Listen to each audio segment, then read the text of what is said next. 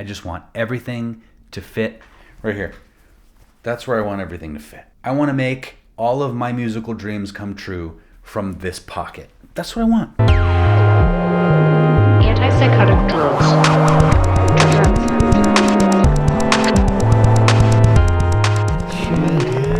My name's Novak, and I make music on the OP-1 Field portable synthesizer. I recently posted a video of a song I did on this thing called Starlight. I'm gonna go through ways that I recorded stuff for this song.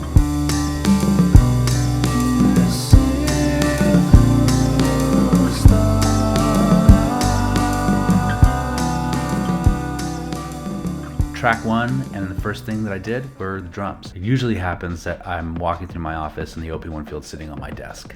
Just like the acoustic sits on my wall. If it sits in the case, I don't play it. It's the same with the OP-1 or any other instrument. If it's like packed away, it doesn't get touched. I walked through the office and played a game of like hot potato. Turn it on, grab the first sound on there, do something with it, go from sound to sound, like just really quickly fill up 4 tracks. And the first thing that was on there was this drum kit by this dude, Morgan Agron, who I guess did or does sound design for Teenage Engineering, but there are 3 drum kits that he made that are available for free on the Teenage Engineering blog. Weekend Raps, Funky Beats, which is the one that I used on this song, and Peace Beats.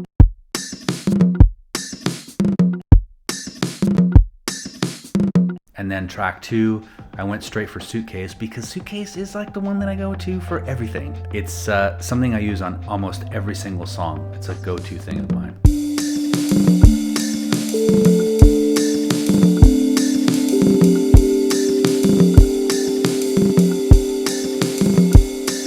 So I took Suitcase, I laid something down to give context to the drums. All the while I'm tuning in a pleasant sound, some effect, a reverb, or whatever effect that I'm doing. And then a few days later I come back, I see the OP-1 and I think, oh, I did something the other day, let's check it out. I turn it on, I hear it, and immediately grab my guitar. I'm inspired to throw some like width on it, some stereo, give it some space, and give it some warmth. The first thing I do is mix, check the volume, make a nice sound with the reverb. I'm miking it with the OP-1 Field mic. The OP-1 Field mic doesn't have as much low end as the CM15, which is what I typically use for vocals. And I try to use as much as I can because it's so pristine. It's a really, really beautiful mic, but the OP-1 Field mic is like really close to the CM15, in my opinion, when you're recording like portably. They work really well together, I think. It's a really great combo. You get like studio quality here, and then you get like almost studio quality on the OP-1 Field without the low end and the sensitivity. The acoustic guitar especially has a lot of low end. So I typically set up the OP-1 Field mic in line with like the 12th fret of the guitar, because the more I move the OP-1 Field, like if you could imagine the OP-1 Field mic is right there on this corner, and if you have it at the 12th fret, this is a 12th fret guitar, and now I'm doing yoga, dude. But usually between here and the hole in the guitar is the sweet spot for me. And the hole in the guitar, that's where you get all the bass. That's where I usually pick my guitar. I see a lot of guys picking the guitar just above the bridge, and that gives you a thinner, less bassy sound. I prefer my pick to strike right over the hole to give me the most warm, full sound that I can possibly get. And then the 12th fret, when you move away from the hole with the microphone, you start to get rid of some of that low end. So that's what I do. I line it up, I hook up some reverb, I mix the volume according to the drums. All the while, I'm like trying to hit notes that fit into whatever I did on Suitcase. Then I record it.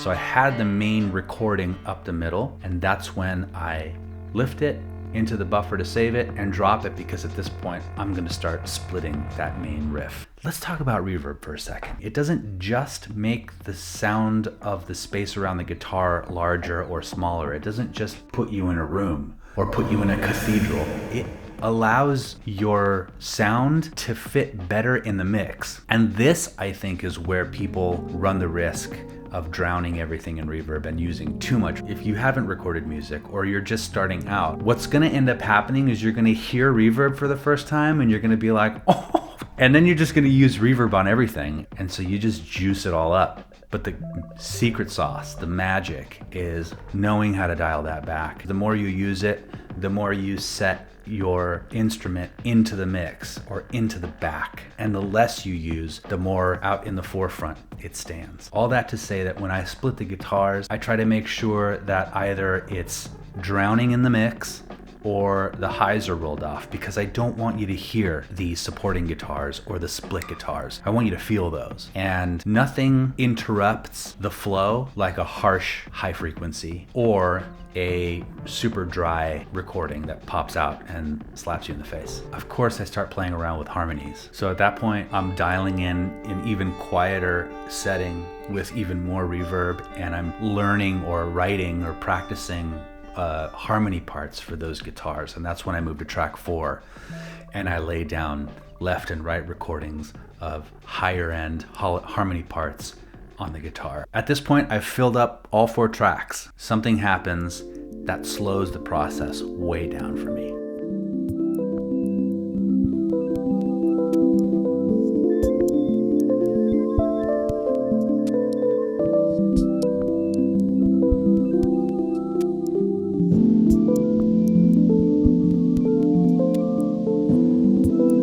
So far, it's been hot potato. So far, it's just been quickly dialing stuff in, not really thinking about it. The process of filling those first 4 tracks up are painless and fun. As soon as they're filled up and you acquire the stress of messing something up, things become a lot more intentional and it gets harder to move forward. So that's when I stop and I copy and paste the entire part. I don't take all 4 tracks and bounce them to one track because I still don't know what the song looks like.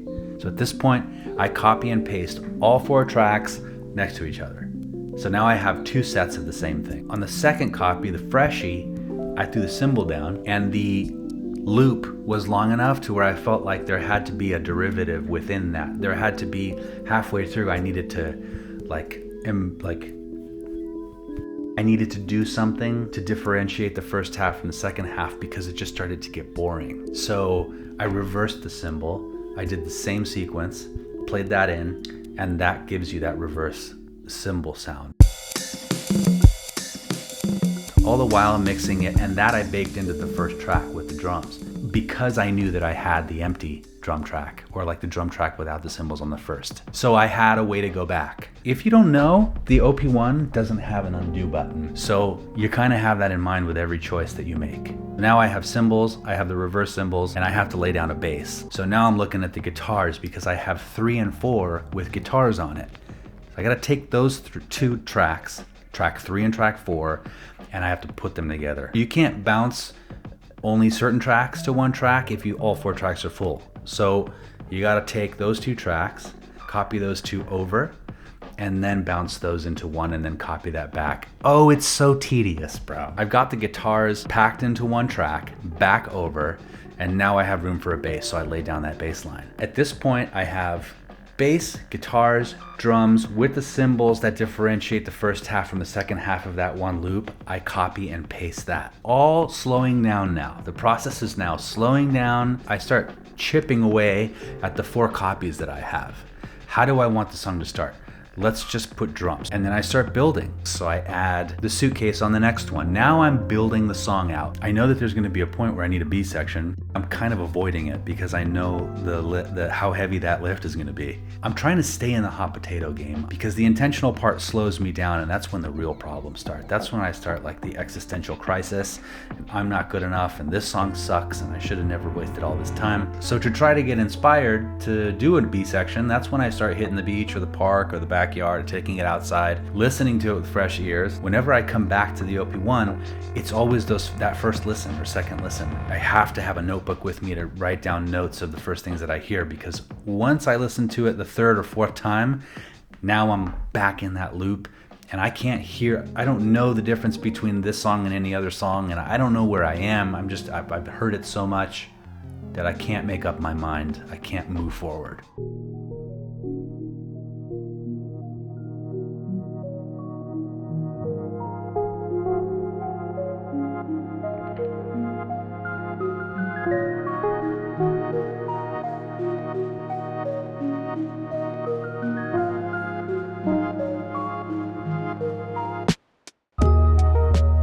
So now we're in Costa Rica, and it's one of the most spectacular views I've ever seen. You would think it would be the most productive point of this song, and it was not.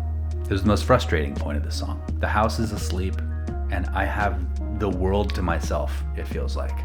And I'm trying to write a B section that's meaningful and deep and fits where I'm going in my head, and I can't do it.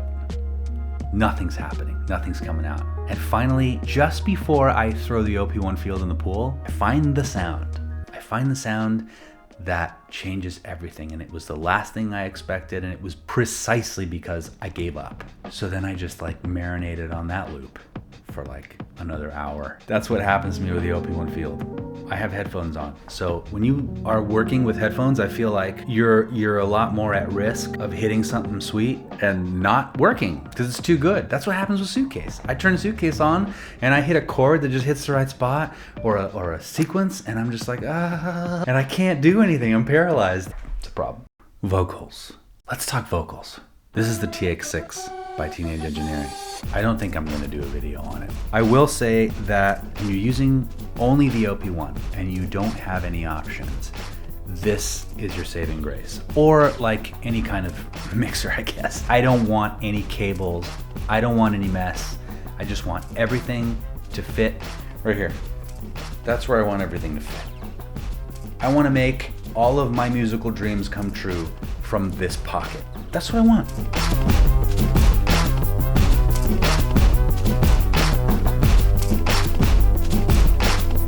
I run my vocals through this into the vocoder of the OP-1 field. So I can mix my vocals going in. I can choose any kind of effect I want on there. But in this case, since I have a reverb in here, and a chorus, and delay, and tape stop, and freeze, and filter, and I don't know what else, dude. I got everything in here. On top of that, I have an aux send. Down here on the bottom, you can actually create an auxiliary send to an effects unit, which in this case, for this song, I use the Microcosm by Hologram for the like haunting, when I hit that, boy oh boy, was that a good moment.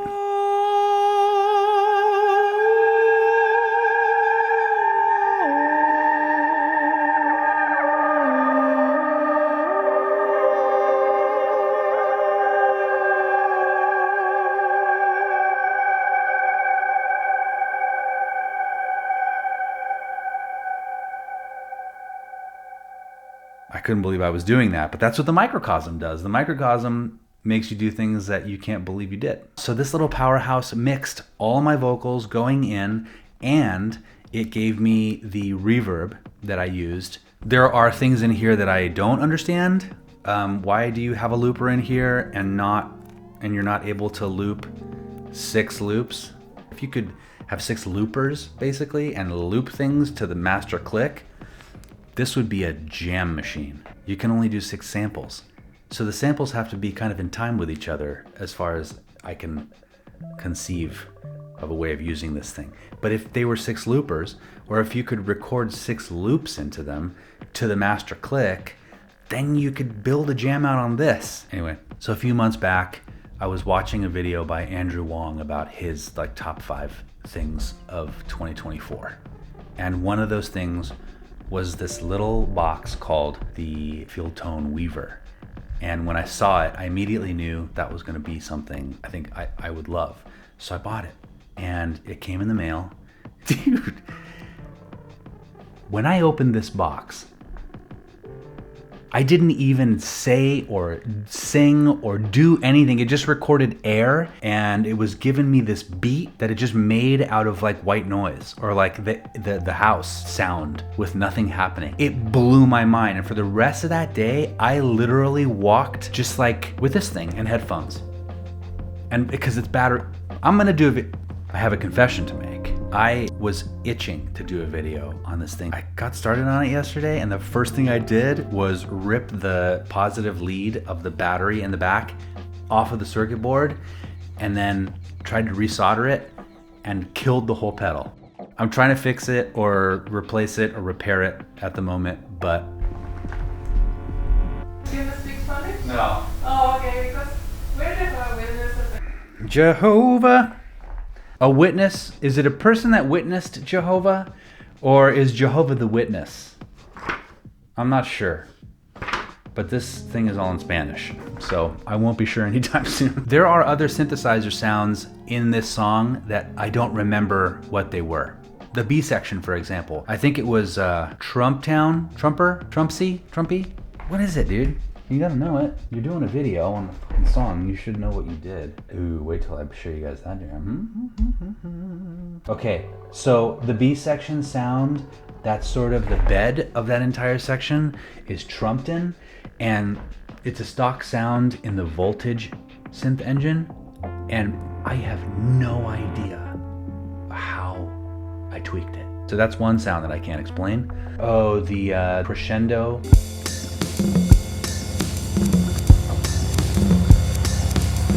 Strings preset in the Dimension synth engine. It's a stock sound, and I tweaked it because I heard it. I heard that I wanted to use it, but it wasn't doing what I wanted it to do, so I did tweak the LFO on it to make it do what I needed it to do. Oh my God, so verbaceous, dude. Go make some jams. Stop watching YouTube. Get off YouTube, dude. Get off of YouTube and go write some jams, because one day you're gonna look back at your life and you're gonna be like, oh my God, all I did was watch Novak. Don't waste your life on me. Go make some jams.